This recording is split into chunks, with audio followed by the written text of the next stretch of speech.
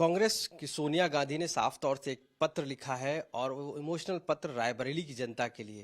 राज्यसभा का नॉमिनेशन उन्होंने किया है राजस्थान से। उसके बाद अब जहां से वो सांसद थी वहां के लोगों को पत्र लिखा है और सपोर्ट की भी बात कही है।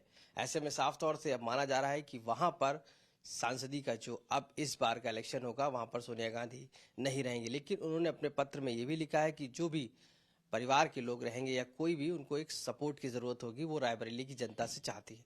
अब ऐसे में वहीं से बीजेपी के मंत्री रायबरेली के दिनेश प्रताप जी हमारे साथ मौजूद हैं। क्या कहना है उनसे पूछते हैं। दिनेश जी, एक पत्र पूरी तरीके से इमोशनल आया है राज्यसभा नॉमिनेशन के बाद में, क्या कहेंगे इसको लेकर? वहां की रही भी हैं, वो तो एक एमपी हैं वहां की, और इस पत्र के बाद देखिए, इंदिरा गांधी के बाद ये गांधी परिवार अपनी पीढ़ियों की कमाई खाने पर ही भरोसा करता है। वो देश की जनता की सेवा करके, सम्मान दे करके सम्मान पाने की ख्वाहिश नहीं रखता है। इसी कारण सोनिया गांधी ने माना कि अब पीढ़ियों की कमाई रायबरेली में नहीं चलने वाली। रायबरेली की लोकसभा का 2024 का चुनाव मोदी जी की सेवाओं के सामने सोनिया गांधी को महसूस हो रहा था, मैं हर हालत में हार जाऊंगी। इसलिए उन्होंने रायबरेली छोड़ करके, उत्तर प्रदेश छोड़ करके राजस्थान से राज्यसभा जाना उचित महसूस किया। बड़े दुख के साथ अवगत कराना चाहता हूं कि सोनिया गांधी ने जनहित में अथवा देश हित में अगर रायबरेली छोड़ा होता, उत्तर प्रदेश छोड़ा होता, तो कोई दुख न होता। जिस इशू के लिए उन्होंने रायबरेली और उत्तर प्रदेश छोड़ा है, इतनी बड़ी पार्टी के इतनी बड़ी नेता होने के बावजूद इतनी छोटी सोच के साथ रायबरेली छोड़ेंगी, ये हम लोगों को भरोसा नहीं था कि केवल 10 जनपद बचाने के लिए, अपना घर बचाने के लिए रायबरेली छोड़ देंगी, जहां के लोगों ने 5 बार उनको लोकसभा का चुनाव जिताया। और मैं समझता हूं ये ऐतिहासिक उन लोगों के इतिहास में दर्ज है कि सबने बारी बारी से धोखा दिया है। राहुल गांधी जी ने अमेठी को धोखा दिया, जबकि राहुल गांधी को अमेठी के लोगों ने सांसद बनाया। राहुल गांधी के पिताजी को अमेठी का सांसद बनाया।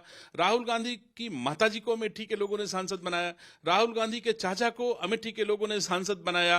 और एक बार हार गए तो फिर अमेठी के लोगों पर भरोसा करते क्यों भाग गए? और अगर भाग गए, छोड़ के भाग गए, वायनाड चले गए, तो धोखा दिया उन्होंने। अमेठी को राहुल गांधी ने धोखा दिया। इंदिरा गांधी ने भी रायबरेली को धोखा दिया। इंदिरा गांधी को सांसद बनाया गया, फिरोज गांधी को सांसद बनाया गया और तमाम लोगों को सांसद बनाया गया। और एक बार इंदिरा गांधी हार गई तो पलायन करके मेढक चली गई तेलंगाना में। और उसी तरह आज सोनिया गांधी बिना हारे ही एडवांस हार मान करके वो रायबरेली छोड़ करके राजस्थान चली गई। तो जिसका इतिहास ही धोखे का है, मैं समझता हूं उनको धोखा ही देना था। और मुझे तो गर्व है उस व्यक्ति पर, इस देश के यशस्वी राष्ट्रपति अब्दुल कलाम साहब का, जिन्होंने 2004 के चुनाव के बाद कांग्रेस पार्टी को बहुमत होने के बावजूद सोनिया गांधी को इस देश के प्रधानमंत्री पद की शपथ नहीं दिलाई और कहा कि मैं विदेशी मूल की महिला को भारत का प्रधानमंत्री पद की शपथ नहीं दिलाऊंगा। उनको उम्मीद थी कि सोनिया गांधी देश के हित में नहीं हो सकती हैं, क्योंकि वो ना नेहरू हैं, ना वो गांधी हैं, वो एंटोनिया माइनो हैं। इसलिए कभी भी देश को धोखा दे सकती हैं। तो निसंदेह।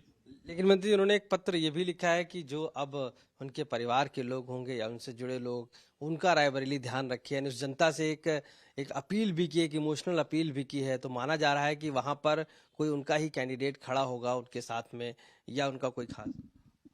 अब सोनिया गांधी प्रियंका गांधी को राजस्थान से आशीर्वाद देंगी कि वो रायबरेली की सांसद हो जाएं, आपका यही कहना है?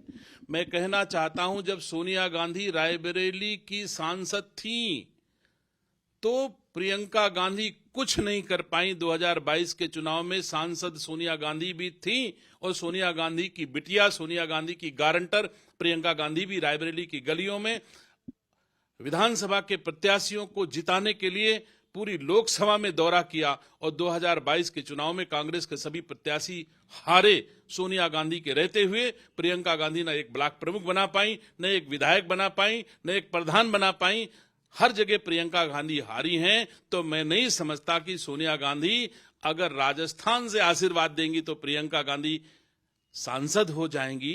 प्रियंका गांधी ग्लैमर से सांसद नहीं हो सकती। कोई भी व्यक्ति अब ग्लैमर और रसूख से सांसद नहीं हो सकता। उसको इस प्रतिस्पर्धा के युग में सेवा करना पड़ेगा, सम्मान देना पड़ेगा। और मोदी जी के इस युग में मोदी जी हर किसी व्यक्ति की सेवा कर रहे हैं, सम्मान दे रहे हैं। उनको कंपटीशन, प्रतिस्पर्धा मोदी जी से करना होगा। और मोदी जी की सेवा के सामने आज की तारीख में प्रियंका गांधी के ग्लैमर का कोई महत्व नहीं है। लेकिन मंत्री जी, रायबरेली की जो सीट है वो इंडिया अलायंस के लिए एक हॉट बनी हुई है इस समय, क्योंकि दोनों ही समाजवादी पार्टी हो या कांग्रेस उस सीट के लिए कहीं ना कहीं अपनी अपनी बाजी खेल रहे हैं। अब वहां पर राहुल गांधी की भारत जोड़ो न्याय यात्रा भी पहुंच रही है, वहां रैली भी हो, तो माना जा रहा है कि कहीं ना कहीं कांग्रेस उसे छोड़ने के मूड में नहीं है ऐसे हालात में। और एक तरफ लेटर, ये पत्र, और फिर इमोशनल अपील, क्या कहेंगे? देखिए, सोनिया गांधी की इमोशनल अपील का रायबरेली में कोई मतलब नहीं है। कितना भी प्रयास करें, रायबरेली की जनता इस बात को भली भांति जानती है कि उन्होंने 10 साल से रायबरेली के लोगों को धोखा दिया, वोट लिया, सर्टिफिकेट लेने नहीं आई, कोरोना जैसी विभीषिका में भी किसी का हालचाल लेने नहीं आई। तो जनता जिसको वोट देती है, उम्मीद करती है कि हमारे सुख दुख में, हमारे जिसको हम प्रतिनिधि बना रहे हैं वो हमारे सुख दुख में शामिल होगा। तो सोनिया गांधी ना प्रियंका गांधी कोई नहीं आई तो उनकी इमोशनल का कोई फर्क नहीं पड़ने वाला। रही बात राहुल गांधी की न्याय यात्रा का, तो मैं समझता हूं राहुल गांधी ने ना अमेठी के साथ न्याय किया है और ना उनकी माताजी ने रायबरेली के साथ न्याय किया है। जो अमेठी रायबरेली के साथ न्याय नहीं कर सका, वो देश के लोगों को कैसे भरोसा दिलाएगा कि मैं देश को न्याय दिलाऊंगा? मैं समझता हूं मोदी जी के सामने सबको न्याय मिल रहा है, सबको सम्मान मिल रहा है, सबका साथ है, सबका विकास है। इसलिए रायबरेली अमेठी में सब कमल खिलेगा। उत्तर प्रदेश की 80 की 80 सीटें आने वाले 2024 के चुनाव में भारतीय जनता पार्टी की झोली में जनता डालेगी। इस बार भाजपा से क्या मान के चले, कौन रहेगा वहां का रिप्रेजेंटेटिव? भारतीय जनता पार्टी नेतृत्व जिसको भी रायबरेली में टिकट देगा वो जीत करके दिल्ली पहुंचेगा और देश के प्रधानमंत्री जी को फिर से प्रधानमंत्री बनाएगा।